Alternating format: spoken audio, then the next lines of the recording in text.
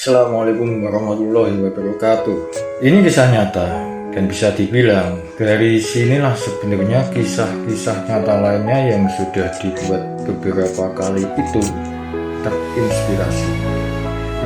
Komunikasi hati terbentuk. Bagaimana menempatkan Allah itu dekat di hati. Siapapun pasti bisa, walaupun orang yang agamanya lemah dan rendah seperti saya pun pada akhirnya merasakan kemustajaban dari kemustahilan, merasakan mudah dari yang susah, dan merasakan mungkin dari yang tidak mungkin. Andai ini doa saya dulu itu saya tulis di media sosial zaman sekarang, saya jamin deh, dan akan jadi bahan ketawaan. Karena terlalu tinggi tapi tidak memantaskan diri, pasti akan banyak komen-komen yang sifatnya itu negatif. Itu bisa dimaklum. Tapi yang pasti bukan narasi imajinatif. Jadi ini kisah mencari jodoh, bukan mencari cinta. Dari dulu, kenapa harus membatasi diri dengan lawan jenis kondisi pas-pasan? Itulah yang menjadi penggambar. Selepas luhur, imajinasi itu diajukan dalam doa langsung ke Yang Maha Kuasa. Ya Allah, berikan pasangan yang orangnya itu cantik, cenderung manis, tingginya tidak beda jauh, rambutnya panjang, dia yang suka duluan, cemburuan, takut kehilangan, bisa menerima apa adanya, sarjana. Doa yang diajukan itu terespon dengan akal dan logika yang tidak bisa menerima. Kalau dia cantik belum tentu tinggi, kalau dia tinggi belum tentu cantik, kalau dia cantik dan tinggi belum tentu rambutnya panjang, kalau rambutnya panjang dan tinggi itu belum tentu cantik. Itu hanya sebatas fisik, akal itu sudah kacau. Lebih kacau lagi kalau dia itu cantik, tinggi, rambutnya panjang. Nah, saya ini siapa? Karena standar fisik dari gadis tersebut sudah pasti banyak yang melirik. Benar, laki-laki itu bebas memilih, tapi wanita juga bebas menolak. Kriteria fisik aja yang belum tentu bisa terpenuhi, tapi mengharap dia yang nembak dulu, suka dulu, mencintai dulu. Seolah-olah itu gadis itu bener-bener mengharapkan laki-laki atau mendapatkan laki-laki idaman gitu. Sadar diri, nggak ada yang dibanggakan, udah kurus, kerenteng, miskin, udah nggak ganteng, nggak kaya, nggak cerdas, kerja nggak jelas.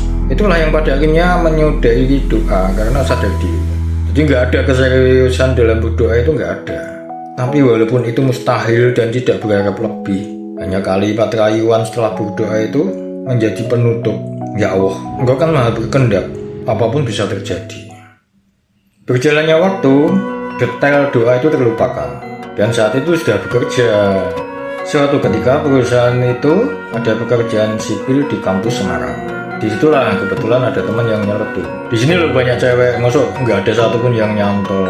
Gara-gara itulah ada hal yang merasa tertantang. Karena ada kepercayaan diri supaya tidak tampak kalah, jawab. Aku bisa taklukkan wanita dengan kata-kata. Kalau aku mendekati mereka satu-satu itu udah rugi waktu, rugi biaya, dan belum tentu dapat seperti yang diinginkan. Nah, gimana caranya? Bukan aku yang mencari, tapi aku yang dicari. Ntar aku buktikan. Teman itu ketawa. Akhirnya dapat ide. Sengaja pasang iklan di kontak jodoh. Zaman dulu, masih zaman SMS-an. Karena punya karakter yang unik itulah iklannya itu saya buat unik pula, pembeda dari standar iklan di kolom yang spesifik. Nah, yang membuat orang itu penasaran dan tertarik. Begitu iklan tayang, hanya dalam hitungan jam SMS dan telepon masuk berkali-kali. Ininya banyak yang ingin kenalan. Yang diperlukan itu kesabaran mengenal mereka. Saat itu pakai prinsip ekonomi. Pakai kartu yang sekali SMS itu bonus 1000 kali. Modal usaha 10.000 kan sudah banyak yang ingin kenalan. Karena banyaknya orang ini bisa ditebak, ini nanti lama-lama pasti akan berkurang dengan sendirinya. Setiap hari itu kadang ngebanyol, kadang tausiah, tahu isi, tahu campur, tahu B, tapi tetap tahu diri. Apapun yang bisa dijadikan bahan tulisan, komunikasi tetap SMS-an. Kalau dia membalas, artinya orang itu bisa menghargai komunikasi. Tapi kalau tidak ada balasan, udah stop hubungan. Dari komunikasi yang terjalin, yang terbaca itu kan minimal punya gambaran karakter. Kalau tidak merasa nyaman, stop hubungan. Nah, supaya apa? Jumlah yang banyak itu bisa kurang. Yang kemudian harus difilter lagi untuk mengurangi jumlah. Karena intensitas SMS-an yang tinggi secara tidak langsung itu akan menciptakan keakraban. Tapi satu hal, tidak pernah ada gombalan pengungkapan isi hati. Isinya cuma candaan. Dari keakraban itulah akhirnya beberapa ada yang mengungkapkan perasaannya secara terbuka, macam-macam karakter lah. Nah, di tempat kerja saya perlihatkan HP. Bukan aku mencari, tapi aku dicari. Tuh, saya lihatkan SMS-nya. Mereka tuh menyampaikan perasaannya, padahal belum ketemu. Nggak cuma satu, tapi lebih, tinggal milih. Itulah yang membuat teman itu salut, dan demi Allah itu fakta. Ininya itu kuasa Allah. Allah lah yang mempermudah. Walaupun itu tantangan, tapi secara tidak langsung itu menjadi motivasi, sekaligus secara Allah itu menjadikan lebih percaya diri. Karena bukan pribadi yang mencari, tapi dicari. Jadi saat itu masih sesuai dengan ekspektasi.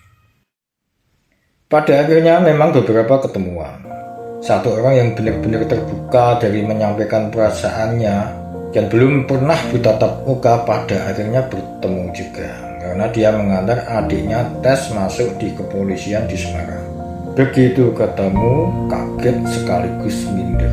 Tidak sepercaya diri bertemu dengan yang sebelum-sebelumnya. Sedangkan dia yang baru pertama kali bertemu tidak berubah dari perasaannya. Justru dia itu mengalir, seolah-olah itu sudah jadian, jalan menggandeng, padahal baru pertama ketemu. Itu yang menjadi perhatian orang yang melihat. Ceweknya keren, cowoknya kerempeng, kayak sinetron lah. Dia itu ingin kenal dengan keluarga. Memang akhirnya dikenalkan. Jadi di rumah itu dia menanyakan, kenapa tidak ada balasan setiap perasaan itu disampaikan. Saya hanya ingin melihat karakternya itu tetap sama atau berubah. Tapi ternyata tidak sedikit pun dia berubah dari apa yang diyakini. Perasaan hati yang terjaga pada semua wanita yang gak gampangan ngasih hati lah, itu akhirnya pecah juga.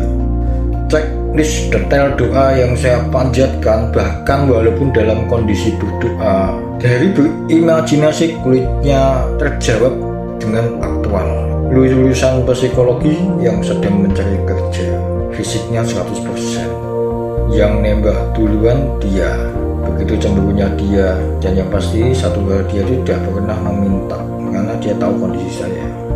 Demi Allah itu 100% Allah wujudkan jadi nyata. Nomor lama saya tutup, episode yang lama saya tutup, saya ganti nomor baru demi menghargai apa yang Allah beri.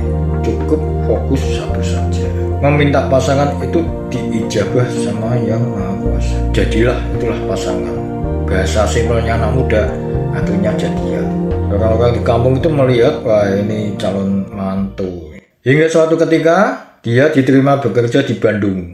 Paginya habis berangkat. Dia nggak bisa batalkan karena orang tuanya sudah memastikan besok dia harus berangkat.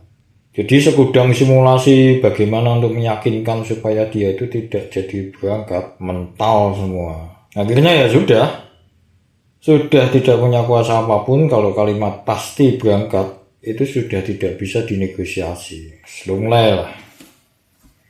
Habis sisa yang bisa dilakukan itu hanya berdoa. Ya Allah, Engkau yang menggenggam hati dan jiwa manusia yang ada di bumi. Atas kuasamu kumohon, tunjukkan padaku satu alasan supaya dia tidak jadi berangkat. Doa yang simpel yang sudah saya pahami, walaupun pakai bahasa Indonesia. Doa yang dipanjatkan hanya pemanis, dibalik kepastian sudah dipastikan. Pasrah. Subuh, benar-benar masih pagi, ada telepon berdering berulang kali. Ternyata dia sampaikan bahwa dia tidak jadi berangkat karena orang tuanya baru tahu kalau itu yayasannya di tempat tersebut ternyata beda keyakinan. Masya Allah, seluar biasa itu Allah Subhanahu wa Ta'ala membalikan keadaan dari hal yang mustahil menjadi mustajab. Berjalannya waktu, dia dapat pekerjaan di Semarang yang secara nggak langsung lebih dekat. Keindahan yang diberikan Allah itu di beberapa bulan awal serasa itu kayak menjadi laki-laki yang dibutuhkan. Hingga suatu ketika dia itu mengalami eksiden, kecelakaan karambol. Demi menghindari gerobak, mobil yang pertama langsung berhenti mendadak, yang berakibat ditabrak mobil kedua yang ada di belakangnya. Ditabrak lagi mobil ketiga dan ketabrak sepeda motor dia. Jadi yang pakai sepeda motor itu dia sendiri. Semua mobil plus sepeda motor itu dibawa ke Polres terdekat. Akhirnya saya ke Polres yang kemudian dikenalkan sama bapaknya. Jadi bertiga itu melihat kondisi sepeda motor yang ringsek. Nah, pemilik mobil yang ketiga ini terlihat mendekat. Dari penampilan saya lihat kayaknya ex-mood, mungkin supervisor atau manajer, saya nggak begitu paham orang kantor. Dia mencari perhatian dengan mengatakan di depan gadis dan bapaknya bahwa kerusakan itu nanti akan dia ganti. Sebagai laki-laki yang tidak punya apa-apa ya hanya bisa diam. Kemudian semua sopir termasuk gadis itu duduk bersama dalam satu tempat. Disitulah coba saya pahami. Akhirnya saya coba masuk. Masalah ini tidak bisa diatasi hanya dengan diam. Kalau diam sampai besok pagi juga akan tetap di sini. Satu-satu harus diurai. Di sini yang berbeda kan cuma sepeda motor sendiri. Orang yang tadi mencoba mencari perhatian itu akhirnya saya coba komunikasi lebih dekat. Mas, tadi di depan sampean kan bilang sendiri kan, kerusakan motor itu akan diganti. Nah, ini sekarang sepeda motor ini kan yang paling mudah. Sampean sama saya ke bengkel untuk perbaikan atau setidaknya bisa estimasi penggantian lah. Nah, mungkin pria yang ex-mood itu mungkin gengsi atau gimana, dia tidak mau ikut. Tapi dipersilahkan, ajukan nanti kalau mau dibawa ke bengkel. Akhirnya saya dan bapaknya ke bengkel Ahas. Jadi diestimasi keluarlah nominal 1,3 jutaan kalau nggak salah. Dari catatan itu saya minta stempel. Hitungan dari Ahas saya ajukan ke pria tersebut. Dia kaget dan protes. Ya intinya dia keberatan, yang akhirnya jadi perdebatan gadis dan pria itu sendiri. Pada akhirnya ya terlibat dalam obrolan itu juga. Tadi udah diajak ke bengkel nggak mau. Di depan kantor tadi sampean sendiri yang bilang nanti kerusakan diganti. Mas, laki-laki itu yang dipegang itu ucapannya. Sekarang udah berubah lagi. Ya, mungkin dalam kondisi jengkel dia keluarkan uang, dia kasihkan ke gadis itu. Dia bilang, Mbak, lain kali kalau kecelakaan jangan minta ganti rugi. Dalam hati saya ketawa. Alhamdulillah, luar biasa Allah itu backup saya. Pada akhirnya siapa yang jadi pemenangnya? Akhirnya dia dan bapaknya bisa pulang. Penilaian positif itulah yang kemudian di hari Minggu saya diminta datang ke rumahnya. Di rumah itulah kami ngobrol, saya sama ibunya. Dia tanya pekerjaan, kemudian pertanyaan yang membuat saya itu tidak nyaman di saat tanya orang tua. Ya, saya jawab, ibu saya penjual gorengan Bu, tapi diberikan gambaran, kenapa nggak dikembangkan? Saya jawab seperlunya. Tidak ada yang salah, tapi obrolan tentang duniawi itu sudah membuat sadar diri. Minder itu datang lagi, karena sadar saya itu kan nggak punya. Di kemudian waktu, gadis itu memang menyampaikan, ibu itu memberi restu kalau punya usaha sendiri.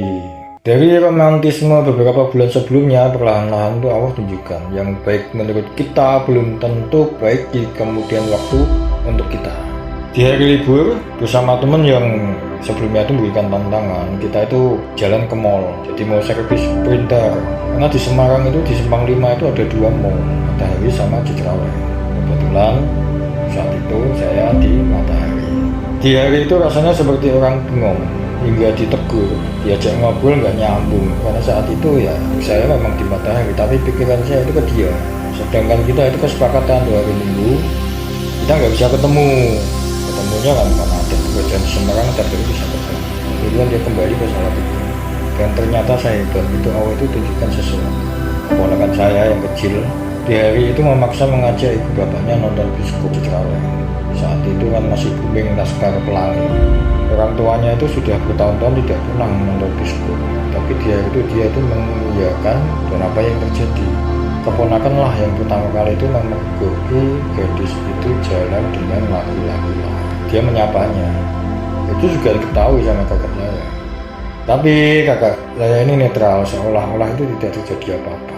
Ya, perlahan-lahan itu memang ditunjukkan, dimana klimaksnya saat tidur bayangan mimpi itu seperti nyata. Jadi dia ada di sebelah saya. Dia bercerita bahwa dia dijodohkan dengan pilihan orang tua. Dalam kondisi tertidur itu langsung tersentak. Jadi masih pagi buta itu saat telepon. Apa yang ada dalam mimpi saya, dan dia mengakui bahwa dia dijodohkan. Ya sudah, saya nggak bisa memaksakan hubungan dengan sesuatu yang saya sendiri itu tidak mampu. Sudah pasti itu nantinya banyak. Kondisi ekonomi itu tidak bisa dipaksa. Bapaknya pensiunan tentara, anaknya itu perempuan semua. Jadi dia dijodohkan dengan latar belakang guru tentara juga. Kakaknya yang pertama itu tentara wanita dan jodohnya tentara juga. Adiknya saat itu punya pacar, pegawai bank, dia juga punya usaha sendiri. Dia ada pacar. Itulah yang membuat saya harus menyadari kepala ini hanya bisa bertunduk, apa yang bisa dibanggakan. Endingnya harus berpisah. Walaupun terakhir bertemu itu justru saya melihat dia itu menangis, menceritakan karakter calon suaminya itu beda jauh dengan apa yang sudah berjalan bersama. Saya nggak bisa paksakan, semua punya kelebihan dan kekurangan masing-masing. Memang pada akhirnya kita berpisah, tapi akhirnya saya tersenyum. Hikmah itu selalu datang sesudah, bukan sebelum. Saya coba pahami doa saya satu-satu. Masya Allah, doa yang aneh-aneh pun Allah ijabah, hanya untuk menunjukkan kasih sayangnya. Dan Allah tunjukkan yang tidak ada dalam doa. Bukankah saya itu minta pasangan, tidak minta jodoh. Gadis itu memang benar bisa menerima apa adanya, tapi tidak dengan ibunya, karena ibunya tidak merestuinya. Nah, kata-kata jodoh dan restu ibu dari gadis itu tidak ada dalam detail doa saya. Jadi tidak salah kalau Allah tidak mengabulkan. Yang salah siapa? Ya saya sendiri. Tapi justru dengan seperti itu adalah cara yang terbaik. Andai dulu menjadi bagian dari keluarga itu, mungkin itu tidak akan nyaman untuk menjadi diri sendiri. Jadi tidak selamanya kegagalan itu jadi penyesalan, tapi itu jadi pembelajaran bahwa sesuatu yang baik kadang akan nampak setelah semua dilalui. Itulah yang namanya hikmah. Jadi di sini siapa yang terbaik? Allah Subhanahu wa Ta'ala. Subhanallah, walhamdulillah, wa la ilaha illallah.